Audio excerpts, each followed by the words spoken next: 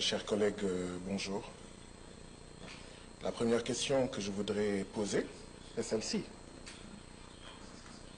Est-ce que c'est le Parlement, notre Parlement, qui a demandé à ces deux organisations, parce que le Parlement a vu qu'il y avait un besoin et leur a dit « Venez exposer devant les députés » ou est-ce que ce sont ces deux organisations qui ont demandé à être invitées pour venir ici? Je veux savoir quel est le lien entre le Parlement de la CEDEAO et ces deux organisations. Est-ce qu'il y a un contrat? Est-ce qu'il y a un accord pour savoir qu'est-ce qui justifie leur présence ici? Bien sûr, tous ceux qui sont doués de raison ici savent que je n'ai rien contre monsieur l'ambassadeur et l'autre docteur. Je n'ai absolument rien contre eux. Je suis même gêné, très gêné, d'avoir à parler ici, d'avoir à dire ce que je vais dire devant eux. Parce que les choses que je veux dire, j'aurais dû les dire en leur absence. Je suis gêné, et je vous dirai tout à l'heure pourquoi je suis gêné de cette séance, de ma présence ici, en la présence des deux organisations.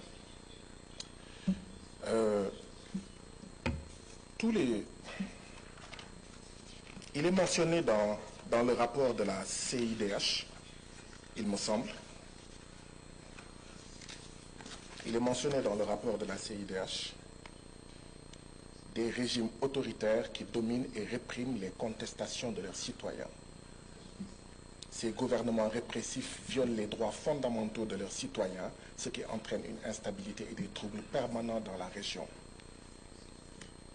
Mais tous les jours, là, c'est ce que certains d'entre nous disent ici, en citant nommément des pays.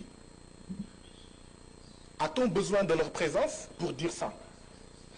Quand des collègues disent ça tous les jours, on les empêche de parler, on les traite de tous les noms d'oiseaux, on use d'artifices, de motions qui ne sont pas des motions, les gens crient, ils s'excitent, et quand d'autres gens viennent, ils disent ça, tout le monde est silencieux. Les Français disent « nul n'est prophète chez lui ». Chers collègues, on a eu besoin d'eux pour dire ça ici? Certaines femmes et certains hommes ici le disent tous les jours. Mais on les regarde. Oh, qu'est-ce que tu fais ici? On va même faire une pétition pour que tu retournes dans ton pays et que tu ne reviennes pas. Mais quand eux le disent, ça passe. Tout le monde est cool, silencieux. Monsieur le Président, avez-vous remarqué ça? Vous qui rappeliez hier à la session l'article 72 du règlement intérieur. Ils ont dit la même chose que moi. Mais aujourd'hui, personne ne rappelle l'article 72 du règlement intérieur. Il y a un problème. Il faut que des étrangers viennent ici pour nous dire des experts, alors que chacun d'entre vous est expert et experte. Et on se tait. Mais quand un collègue dit la même chose, on sort les poings, on bande les muscles, on montre le croc. Je vais vous dire quelle est la différence. La seule différence, c'est que, et c'est pourquoi la CIDH a manqué de courage, la seule différence, c'est que la CIDH a dit, je ne vais citer aucun pays. Dans le rapport, il n'y a aucun pays. Comment vous allez soigner un mal sans savoir que le mal se trouve au Nigeria, le mal se trouve au Sénégal, le mal se trouve au Cap-Vert? Vous dites non, non, non, on va mettre tout le monde dans le même sac. Quand on critique des pratiques politiques au Sénégal, quelqu'un va dire « Ah non, je suis ami à Diomaye Faye, je suis membre du même parti que lui. Laissez tomber le Sénégal. » Quand quelqu'un va critiquer le Libéria, « Ah non, je suis ami au président du Libéria. Vous ne touchez pas le Libéria. Vous pensez que vous êtes supérieur au Libéria. » Mais quand quelqu'un vient ici dire « Nous sommes là, gentils là, comme des poules mouillées. » Voilà la première remarque que je voulais faire. Et je ne voulais pas la faire devant eux. C'est une des raisons pour lesquelles je suis gêné de le dire ici devant eux. Je suis sûr que quand ils disent ce qu'ils disent, il y a des gens qui pensent à des pays qu'ils n'ont pas cités. Disons-nous la vérité. Il y a des gens qui ont dit le Sénégal fait partie de là, tel pays fait partie de là, tel pays fait partie de là. Ils n'ont pas cité, mais on voit des pays. Non. On ne peut changer les choses que dans la vérité. On ne peut transformer les choses que dans la vérité. Ce Parlement doit être un médecin. Mais pour qu'il soit un bon médecin, il faut qu'il fasse de bons diagnostics. Et un diagnostic, ce n'est jamais facile. Quand on vous annonce que vous avez le cancer, ça ne fait pas plaisir. Quand on vous annonce que vous avez la leucémie, ça ne fait pas plaisir. Quand on vous annonce que vous avez le VIH, ça ne peut pas faire plaisir. Mais il faut vous le dire pour que vous preniez conscience que voilà le remède que vous voulez prendre, que vous devez prendre si vous voulez guérir. Mais ici, non, je suis désolé. Hier, Monsieur le Président, vous n'avez pas été bon avec moi. Aujourd'hui, vous êtes en train de faire la même chose. Je suis désolé. Vous pouvez m'imposer cela. Non, mais j'ai remarqué depuis hier, c'est la deuxième fois que vous êtes président dans cette session. Je suis le seul à qui vous faites ça. Je suis le seul à qui vous faites ça. Vous lisez vous donnez des motions qui ne sont pas des motions. Vous rappelez des articles qui n'ont rien à voir avec moi. Si vous m'imposez de m'asseoir, je vais m'asseoir. Mais je tiens à dire devant toute la plénière, je suis le seul à qui, je suis le seul que vous traitez comme ça. Pourquoi je suis gêné? Parce qu'on a une organisation dont la capitale se trouve à Washington, qui vient nous parler, nous.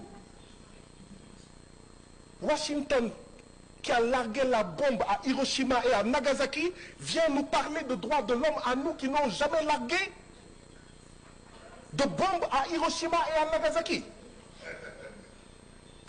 Une organisation dont la capitale se trouve à Washington, les États-Unis, dont le développement est basé sur le génocide des Indiens et l'esclavage des Noirs, cette organisation-là vient nous parler de droits de l'homme. C'est pour ça que je demande que le Parlement de la CEDEAO nous explique quel est l'accord qu'ils ont avec ces organisations. On a une organisation dont la capitale se trouve en Suisse qui vient nous parler de droits de l'homme. C'est quoi la Suisse? Je donne deux exemples. La Suisse, c'est là où certains de nos dirigeants qui ont volé l'argent du peuple, qui fait qu'on n'a pas de santé, on n'a pas d'éducation, ont caché dans leur banque notre argent. Et une organisation basée dans ce pays-là vient nous donner des leçons de droits de l'homme et nous sommes gentiment assis. La Suisse, c'est le pays où se trouve la société Nestlé qui fait du Nido et du Cerelac avec des taux de sucre supérieurs dans nos pays, avec des taux de sucre faibles au Royaume-Uni et en Allemagne. Vous pensez que ces organisations basées là-bas doivent pouvoir nous parler de droits de l'homme? Non. Ma proposition est celle-ci, Président. Ayons confiance en nous-mêmes, Africains. Il y a des organisations africaines. Il y a des organisations d'Afrique de l'Ouest. Mais il faut les respecter, ne pas les bastonner, ne pas les emprisonner, ne pas les menacer, ne pas les terroriser. Les laisser faire leur job. Parce que la CEDEAO a besoin d'un regard critique, mais un regard africain, un regard d'Afrique de l'Ouest.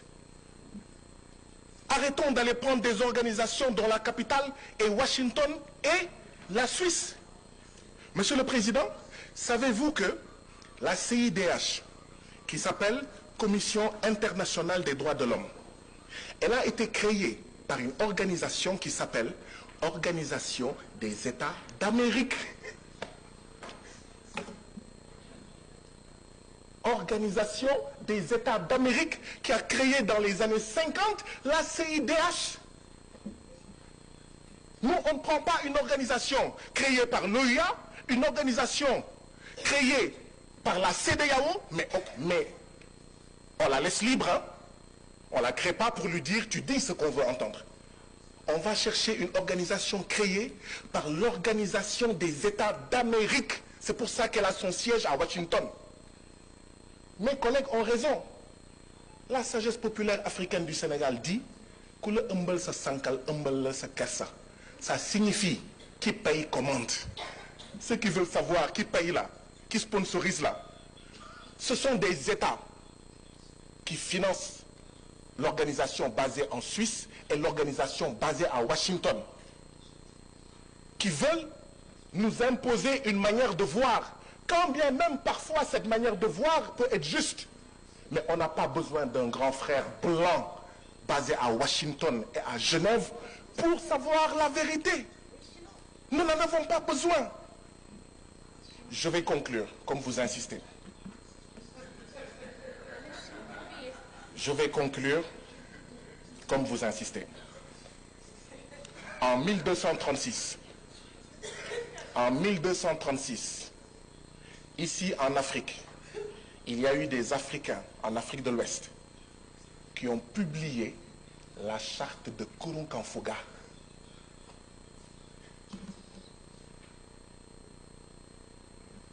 Quand nos femmes et nos mères étaient reines, comme la reine Poukou, comme Aline Sitoé Diatta, la femme blanche aux États-Unis n'avait pas le droit de vote. Si nous n'allons pas leur enseigner les droits de l'homme, ce n'est pas à eux de nous enseigner les droits de l'homme. Ou tout au moins, ils viennent et on va. Ils nous enseignent et on leur enseigne. Il faut faire attention à la colonialité du discours.